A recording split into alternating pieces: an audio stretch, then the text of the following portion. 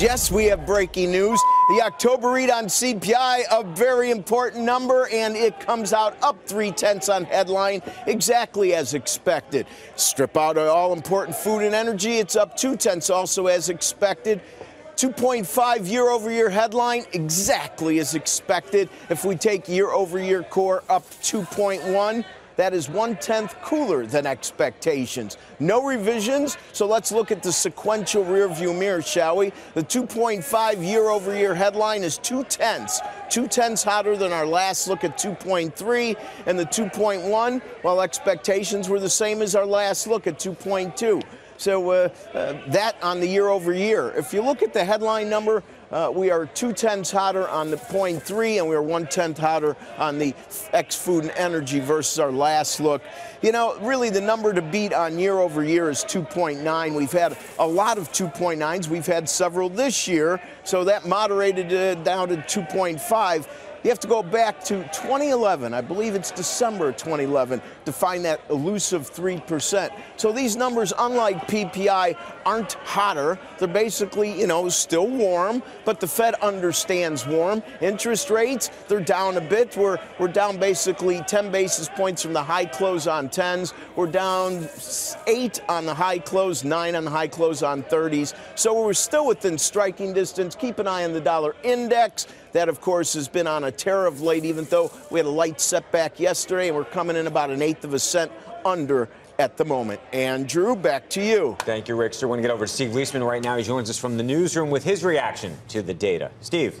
Yeah, Andrew, I think Rick's got it right there, that it has been hotter, but it's hotter than it just recently was. The Fed's going to have to deal with a couple things, as do investors. This decline in oil prices, something's going to work its way through the inflation numbers. But also, a lot of companies have been mentioning inflation in their earnings report. In fact, what we've been doing is scrubbing the earnings. We call this earnings intel, going through all the earnings calls of all those companies that have held them in the S&P 500 to find out what percent are mentioning the word inflation. So this is earnings intel, the S&P 500 Q3 earnings call so far. We've had, I'll tell you exact number, 425 calls that we've scrubbed, and we found that 141 have mentioned inflation. That's 33%, and that's up from the 10-year average of 26%. So 7% more companies mentioning the word inflation, and they're mentioning it in the context of transportation and freight costs, materials costs, and wage costs. Let's look at it by sector here. What we find is that the number one sector where inflation is mentioned is consumer staples, 65% of those companies, followed by industrial, 64%, and materials, 57%. Those are the top three, and then here's the bottom three. The ones, interestingly, though, healthcare in there, you might expect it to be in there. It's not. Communication services and information technology are the bottom three sectors for inflation. Now, how are companies dealing with this? Let me show you some of the quotes from the earnings calls. Ingersoll Rand writes, the second half of the year has become increasingly inflationary since we updated our guidance in July. We are embedding the impacts of additional material and other inflation, tariffs, the knock-on effects of tariffs into our forecast.